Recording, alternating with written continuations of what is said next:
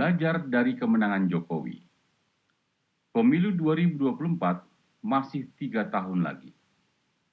Suhu politik memperebutkan kursi Indonesia Satu mulai menghangat. Sejumlah figur bakal calon presiden tampak bersiap mengatur posisi dan langkah strategis. Siapa yang memenangkan pemilihan presiden tentu saja masih misteri. Namun, sebagai referensi pemenangan, ada baiknya sejenak kita menengok dua pemilu sebelumnya. Bagaimana peta dukungan Jokowi pada pemilu 2014 dan 2019? Di mana wilayah penentu kemenangannya?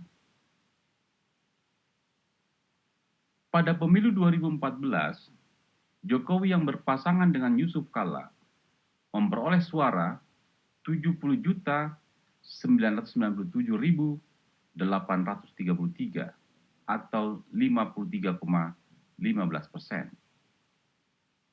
Sementara pasangan Prabowo Hatta Rajasa mendapatkan suara 62.576.444 atau 46,85%. Selisih kedua pasangan adalah 8.421.389 suara. Jokowi menang di 24 provinsi. Namun, jika disederhanakan, wilayah elektoral kemenangan Jokowi mulai dari Jawa Tengah ke arah timur Indonesia. Sedangkan Prabowo menang dari Jawa Barat ke arah barat. Titik kemenangan Jokowi mencakup Jawa Tengah, Jawa Timur, Bali Nusa Tenggara, Kalimantan, Sulawesi, dan Maluku Papua. Kemenangan Jokowi dengan selisih besar meliputi Jawa Tengah dengan selisih kemenangan 33,3%, Kalimantan dengan selisih kemenangan 16,9%, Sulawesi dengan selisih kemenangan 24,7%, serta Maluku Papua dengan selisih kemenangan 29,4%.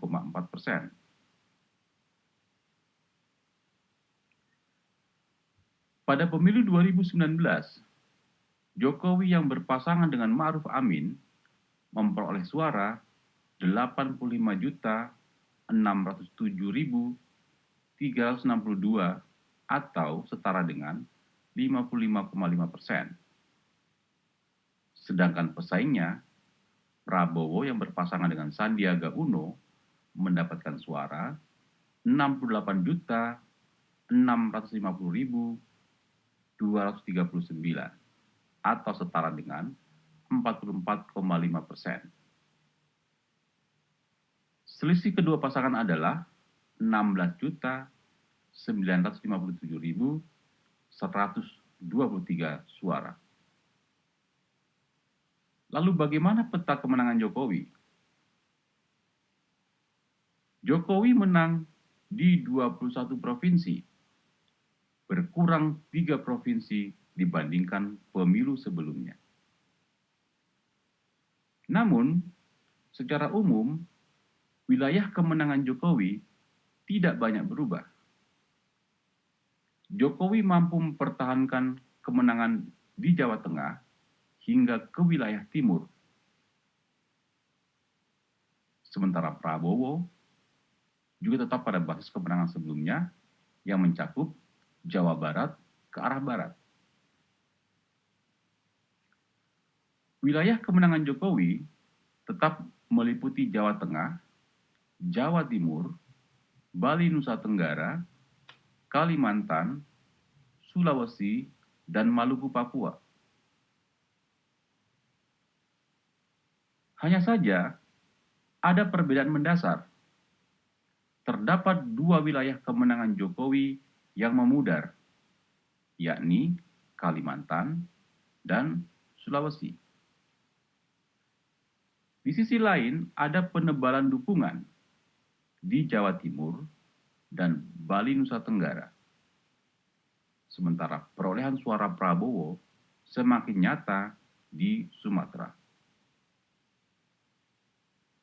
Selisih perolehan suara di Kalimantan dan Sulawesi berkurang secara nyata.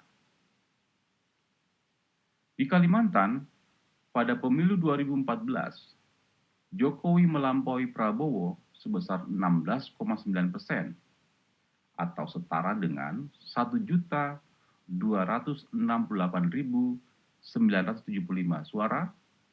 Pada pemilu 2019, selisihnya jatuh 11,8% menjadi 5,1%, sehingga hanya menang 460.204 suara.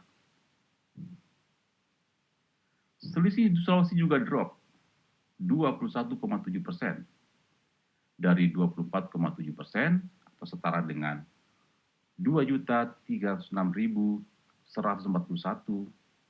suara di 2014, tersisa 3% atau setara 326.884 di tahun 2019.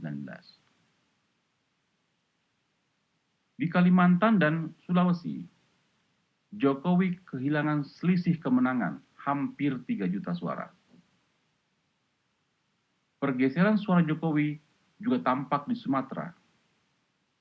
Di wilayah ini yang semula berimbang, yakni hanya selisih minus 0,5% pada pemilu 2019, dukungan Jokowi jatuh lebih dalam hingga minus 14,6% atau sekitar 4.545.301 suara.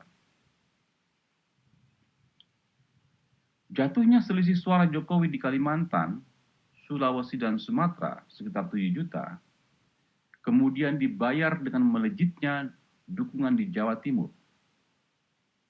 Provinsi Jawa Timur menjadi kunci kemenangan Jokowi.